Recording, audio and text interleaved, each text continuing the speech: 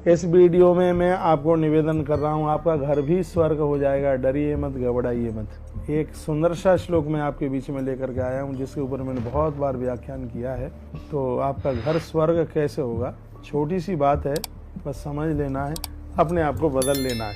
क्या मैं आपको निवेदन कर रहा हूँ, सानंद सदनम सुतास्तु सुधीह कांता प्रिया लापिनी इच्छा पूर्ति धनम स्वयोषित रति स्वाज्ञा परा सेवका आतिथ्यम शिव पूजनम प्रतिदिनम मिष्टान्न पानम ग्रहे साधो संगमुपासते च सतम धन्यो गृहस्थ आश्रम। वह गृहस्थ आश्रम धन्य हो जाएगा जिसके जीवन में ये बातें घटित हो जाएंगी। क्या?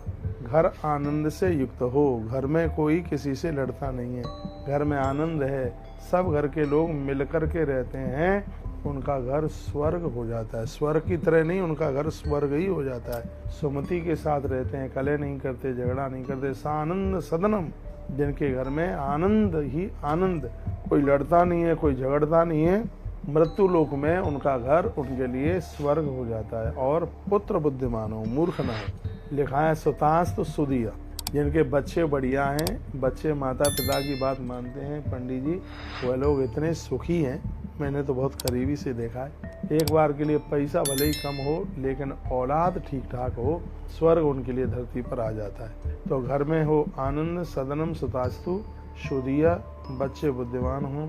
और अगली बात कही, कांता प्रिय लापिनी, घर की जो स्त्रियां हैं वो मधुर भाषा बोलने वाली हों, कड़वा ना बोलें, गाली गलौज ना करें।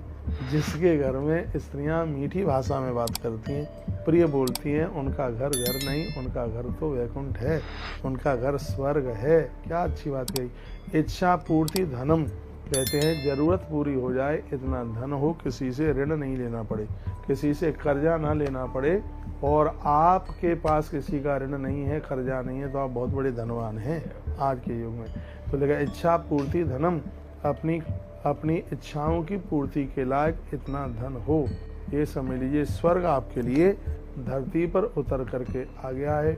और फिर कहा स्वयोषिति रति, आप अपनी पत्नी से प्रेम करते हो, अपनी स्त्री में आपका प्रेम हो, समझ लो कि तुम्हारे लिए धरती पर स्वर्ग उतर करके आ गया है।